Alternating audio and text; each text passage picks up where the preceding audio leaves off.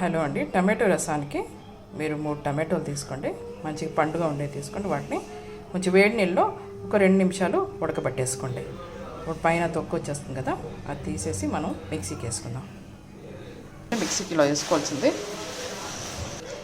ఇందులో మీరు ఒక చిన్న స్పూను టీ స్పూను జీలకర్ర వేసుకోండి. తర్వాత ఒక చిన్న టీ స్పూను మిరియాలు. ఇందులో మీరు కొత్తిమీర కాడలు వేసుకోవచ్చండి, చాలా బాగుంటుంది. తర్వాత తెల్లగడ్డలు, వెల్లుల్లి మీరు ఎన్ని వేసుకుంటే అన్ని బాగుంటాయి. ఒక పుల్లో గడ్డ వేసేసుకుని బాగానే ఉంటుంది అన్నమాట. ఇవన్నీ మనం ఒకసారి మిక్సీ పట్టేద్దాం. దాని తర్వాత టమాటాలు వేద్దాం ఇందులో. ఇవి చూడండి, బరక పట్టాను కదా, ఇప్పుడు టమాటాలు వేసేసాను. ఇవి కూడా కొంచెం బరకగానే పట్టేసుకోవచ్చు అనమాట, మిక్సీ పట్టచ్చు. టమాటాలు వేడి నీళ్ళు వేసాను కాబట్టి చూడండి, స్కిన్ వచ్చేసింది, ఈజీగా వచ్చేస్తుంది అనమాట. ఇప్పుడు మీరు దీన్ని ప్యూరీ చేసేసుకోండి.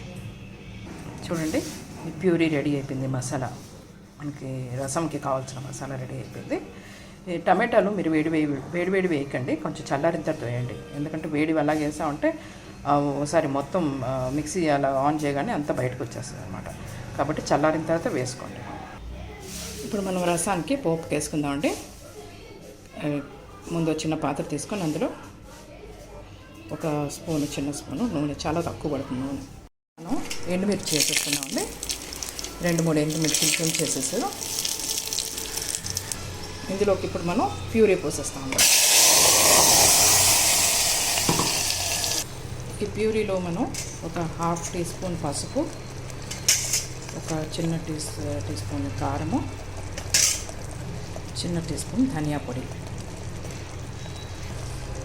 తగినంత ఉప్పు అండి. ఇవన్నీ వేసేసి కాసేపు ఈ మసాలాలు పచ్చివాసన పోయేంత వరకు కొంచెం ఉడికించుకొని, దాని తర్వాత మనకి ఎంత నీళ్ళు కావాలో, రసం కావాలో అన్ని నీళ్ళు పోసుకోవచ్చు. ఒక ½ గ్లాస్ అయినా లేకపోతే ఫుల్ గ్లాస్. మరీ ఎక్కువ పోసేకంటే పులుపు తగ్గిపోతుంది అప్పుడు. కాబట్టి 1 గ్లాస్ మ్యాక్సిమం పోసుకోండి.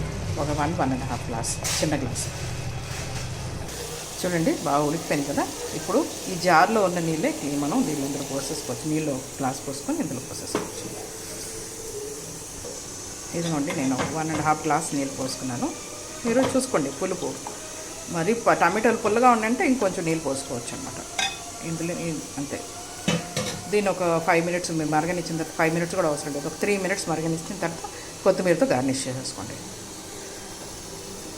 చూడండి, బాగా బాయిల్ అయిపోయింది. ఇప్పుడు నేను దీని మీద కొత్తిమీర వేసేస్తాను. అంతేనండి, రసం రెడీ. మీరు ఒకసారి టేస్ట్ చేసి చెప్పండి కమెంట్ బాక్స్లో ఎలా ఉందని. Thank you. చూడండి, వేడి రసం రెడీ. మీరు ఒకసారి ట్రై చేసి చెప్పండి మీకు ఎలా ఉందనేసి. చాలా కమ్మగా ఉంటుంది. మీరు అన్నంలో వేసుకొని కలుపుకొని తింటే, మళ్ళీ దానికి పక్కన మీరు ఏదైనా ఫ్రై చేసుకోవచ్చు. వెజ్ ఫ్రై అయినా నాన్ వెజ్ ఫ్రై అయినా చాలా బాగుంటుంది అనమాట. త్వరగా అయిపోతుంది. చాలా బిగినర్స్ కూడా ఈజీగా ఇది చేసేసుకోవచ్చు అనమాట. సో ట్రై చేసి చెప్పండి ఎలా ఉందో. Thank you for watching.